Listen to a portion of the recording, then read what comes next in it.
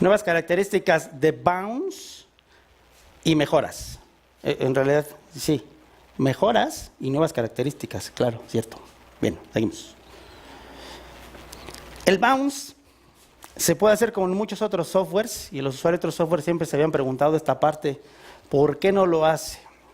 El bounce offline se refiere al hecho de poder hacer más rápido el render, el mixdown, técnicamente 10 veces más rápido de lo que es. Sin embargo, hay restricciones. Tengan en cuenta que si estamos usando un preamplificador de bulbos, si estamos usando un sintetizador físico, etcétera, esto no va a quedar en el bounce. Entonces habría que evaluar qué tanto vale la pena hacerlo o no hacerlo.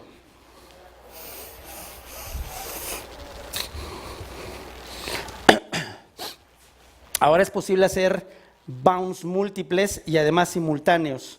Esta es una parte que es muy cómoda porque me permite hacer diferentes, lo que llaman stems o stems, que es toda la batería, pasarla a 2 tracks, a lo mejor toda la sección de cuerdas a 2 tracks, etcétera, etcétera, etcétera.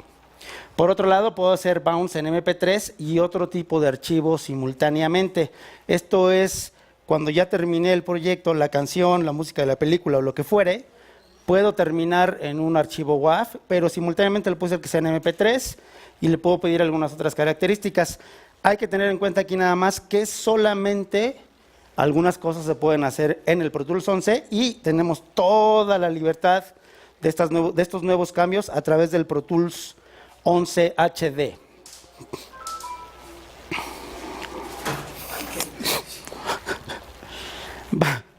Bounce File Name me permite darle nombre a mi archivo, el nombre final al archivo para poder identificarlo más rápido, no tener que buscar, etcétera, etcétera. Y otra cosa que es muy linda y que tienen otros softwares y que tal vez para muchos hacía falta en el Pro Tools, es el bounce desde los sends, o sea, los envíos, o desde los mismos tracks.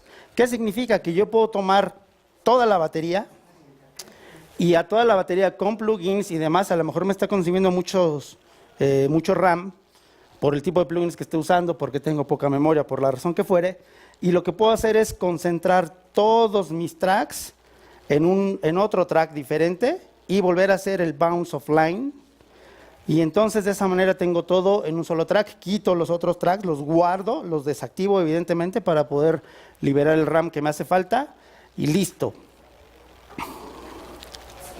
El bounce de múltiples fuentes a QuickTime, pues bueno, es para hacer diferentes versiones hacia una película de QuickTime. Puedo hacerla de MP3 a QuickTime. Recordemos que es una compresión, entonces hay que tener cuidado con ese tema. Depende de lo que el cliente nos pida. Bounce a settings de QuickTime. Puedo personalizar el bounce que voy a hacer para que quede tal y cual lo necesitamos en un QuickTime.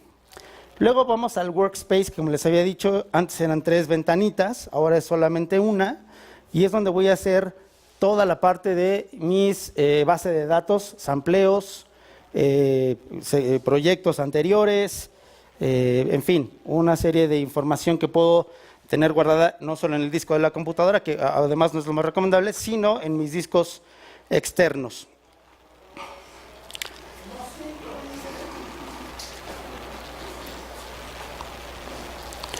En caso de Pro Tools, o en el caso del Pro Tools HD 11, la medición que viene ahora es avanzada. Ahora estamos entrando a la etapa en que viene el apagón analógico, y entonces empieza a haber requisitos un poquito más estrictos en ese sentido, y quizás el más importante es el de la medición. Se habla mucho de la medición de loudness, se habla de muchas cosas. Bob Katz es alguien que está muy al pendiente de esto. Y Pro Tools ya tiene mediciones avanzadas, un metering dedicado a poder hacer la medición que corresponde según el tipo de material que estoy generando y dónde es que se va a reproducir. En la versión también HD tenemos un medidor de headroom, lo cual es maravilloso porque me permite ver no cuánta señal está entrando en el fader, sino cuánta señal me queda antes de la distorsión o de generar un clip.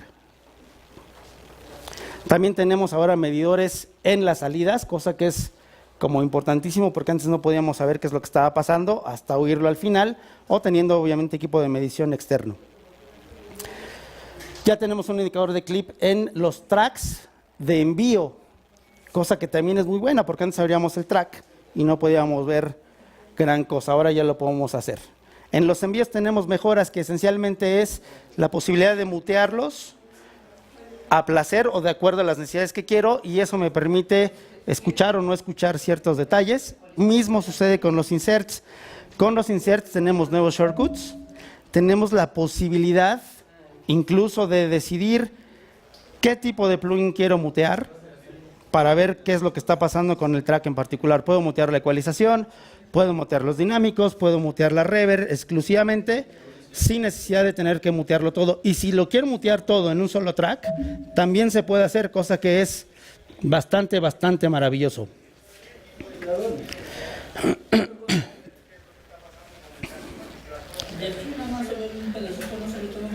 También en Pro Tools puedo de repente elegir qué tipo de tracks quiero ver. Si quiero ver solamente los de MIDI, si quiero ver solamente los de audio, solo los auxiliares o los maestros, en el caso de una versión HD, solamente los VCAs, etcétera, etcétera, etcétera. Pero a lo mejor lo quiero ver solamente un momento y regresar a mi sesión como estaba originalmente. En este caso vamos a usar esta nueva función que es Restore Previously Show Tracks for Track List. Eso permite que yo decida ver un determinado grupo de tracks una sola vez y regresar a la versión que tenía con todos mis tracks. También sí hubo mejoras en el menú de track, que es donde yo puedo accesar y decidir qué va a pasar con mis auxiliares y qué va a pasar con mis inserts. Como ya les había dicho, el delay compensation es automático, y también en la versión HD también hay un delay compensation para cuando hacemos la función de sidechain, que alguna vez ya hablamos de ella. Luego tenemos automatización durante la grabación, cosa que no se podía hacer.